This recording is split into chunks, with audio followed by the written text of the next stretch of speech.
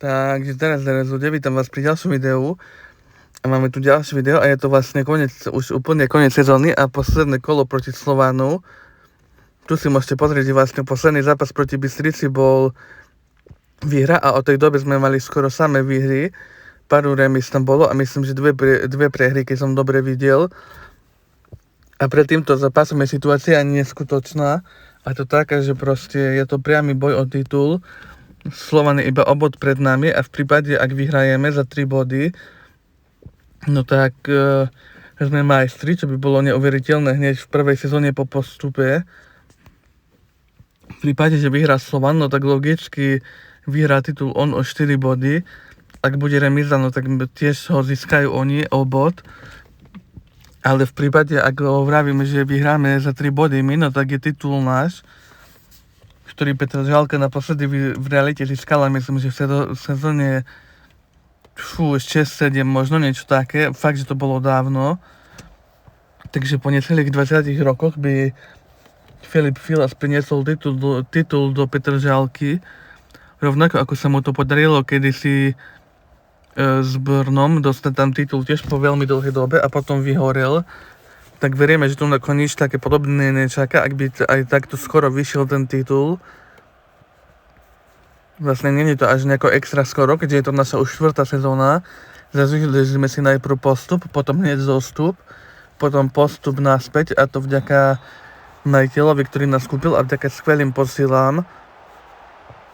A toto je naša 4. sezóna, kde môžeme získať našu prvú trofej. Prvú veľkú trofej, ak nepočítame trofeje za výhru proste titulu v prvej lige a postup, v druhej. Ale proste titul je titul a stále má väčší význam titul v prvej lige než v druhej, aj keď tam to je po postupe. Ale proste titul v najvyššej súťaži je proste titul v najvyššej súťaži takzvané.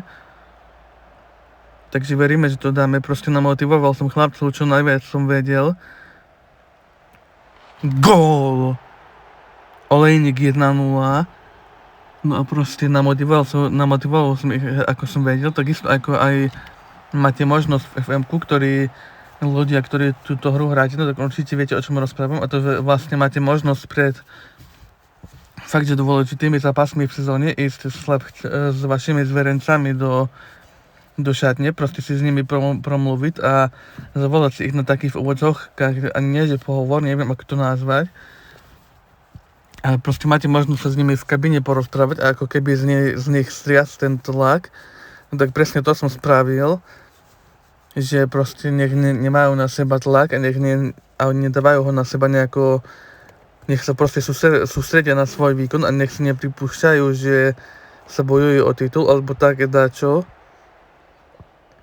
Nech sa proste sústredia na výkon a na to nech vyhrajú. Už predošlé zápasy sme so Slovanom hrali fakt, že dobre. Dokonca sme, myslím, že v každom aj viedli a ak sa nemýlim, tak asi aj v každom, alebo minimálne v každom druhom sme vyhrávali aj o 2 góly, 2-0. Ale našou neskúsenosťou sme to vždycky proste nejako stratili a Slovan dokázal potom vždycky vyrovnať. Myslím, že iba jednu prehru s nimi máme a 3 remízy, to by som sa musel fakt, že pozrieť. Ale hrali sme proste s nimi všetky zápasy v tejto sezóne dobre a nikdy nám nedali nejaký extra debakel, lebo je to proste derby a síce sme nováčik, ale vieme sa na nich namotivovať. A není to iba o motivácii, samozrejme na derby.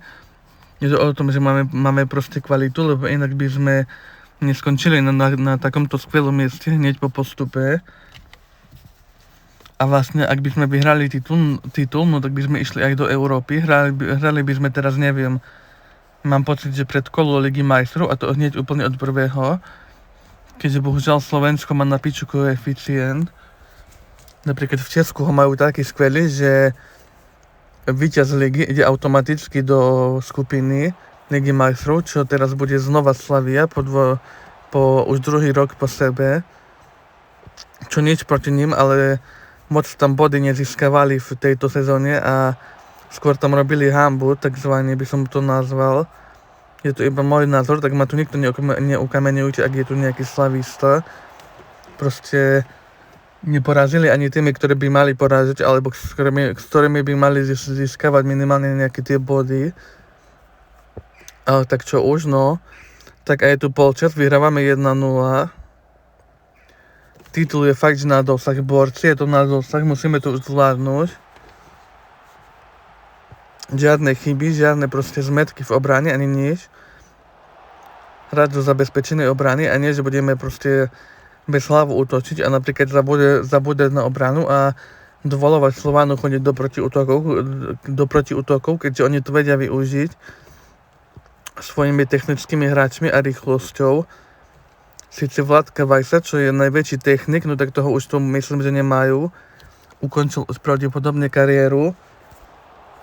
Ja vlastne som ho chcel aj kúpiť, keď sme ešte boli v druhej lige, jak nás kúpil nový majiteľ a proste sme kupovali hráčov, že by sme ich mali ready, že s ktorými vybojujeme postup a ktorí potom budú ready hrať aj najvyššiu súťaž, ale bohužiaľ to odmietol, vtedy ešte hral.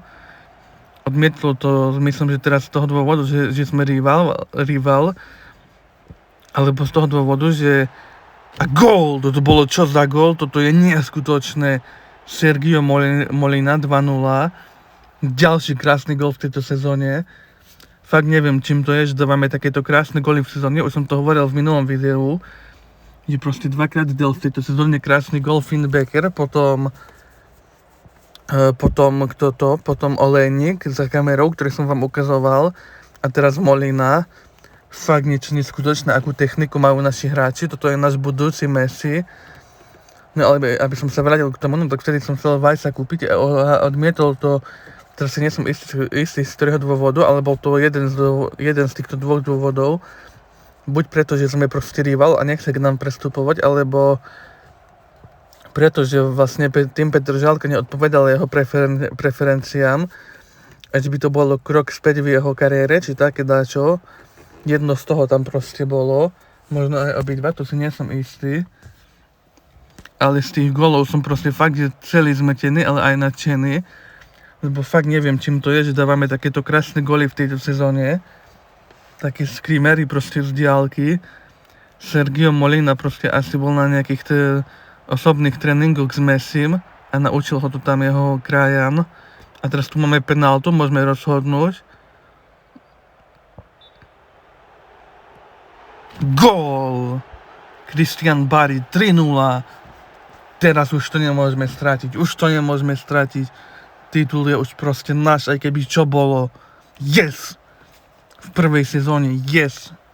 V prvej postupe, yes! Toto je radosť, ty vole.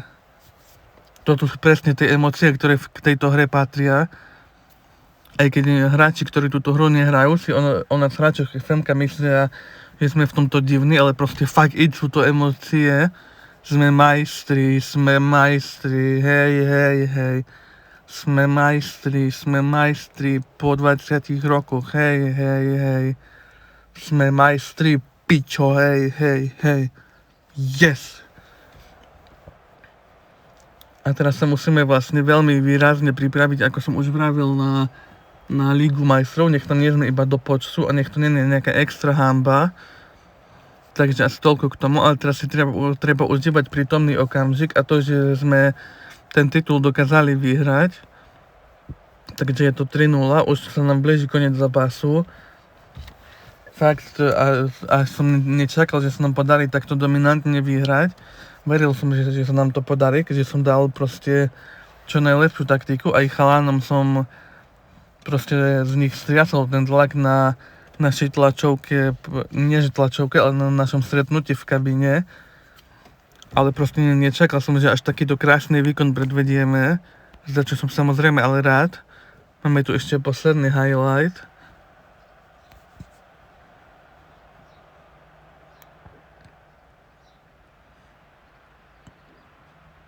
No uvidíme, že čo z toho bude alebo nebude.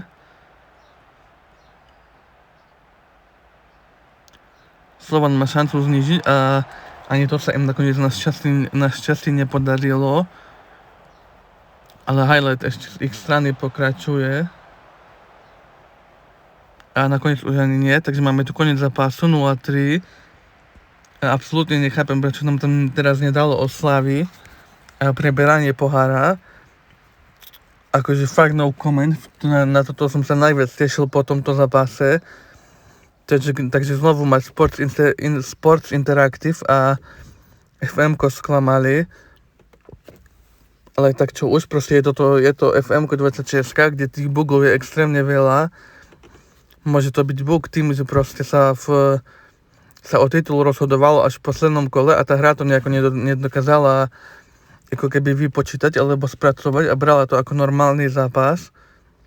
Tu v novinách je že sme majstri, takže majstri síce sme, ale bohužiaľ sme nevideli oslavy s titulom. Čo ako vravím, fakt ma to celkom dosť štve a mrzí, lebo tešil som sa na to, jak to uvidím. Bože, toto ma fakt že sklamalo. Neviem, čím to je, ale ako vravím, asi to bude tým, že fakt, že FM-ko nevedelo nejako vypočítať, alebo pochopiť, že toto bol titulový zápas, o ktorom sa rozhodoval o titule až v poslednom kole. Niečo také sa myslím, že stávalo aj v starších FM-kách, aj keď to nebolo také časté. Tak no a je to vlastne prvý titul od roku 2018, takže po 18-ročnom čakaní. Ale to je jedno, ale keď sa nám náhodou podarí napríklad získať ďalší titul v ďalšej sezóne o Pajíčo, no tak tam už na tie oslavy uvidíme. Keďže fakt je to škoda, ja mám tie oslavy proste rád, aj keď v tej hre sú také basic tie oslavy, proste, ale má to niečo do seba a mrzí ma to celkom, ale tak nevadí, proste sme majstri, to je najdôležitejšie. Teším sa už na ďalšie party, kde si samozrejme odohráme aj predkola Ligy majstrov. To ešte neviem, že kedy vydám, keďže mám tých sérií, ako som vravel, už fakt, že veľa, ale do týždňa to určite bude, možno aj skôr. Uvidíme, jak budem mať čas. Takže toto bude dnešné videjka všetko. Ak sa vám video páčilo, dajte like, komentár, odber alebo zdieľanie. Napíšte do komentáru nejakú oslavnú pesničku, niečo na štýl sme majstri pičo po 18 rokoch. Takže ak sa vám toto video páčilo, dajte like, komentár, odber alebo zdieľanie. Máme tu dokonca aj nabídku na novú smlouvu, takže to určite podpíšem. No a ak sa vám toto video páčilo, dajte like, komentár, odber alebo zdieľanie. Teším sa na vás pri ďalších videách, už FMK 26 za Petržalku alebo za Česko, kde si to už konečne dohráme, alebo aj pri ďalších sériách. Užívajte si svoj život naplno, teším sa na vás pri akejkoľvek sérii, ktorú budeme točiť.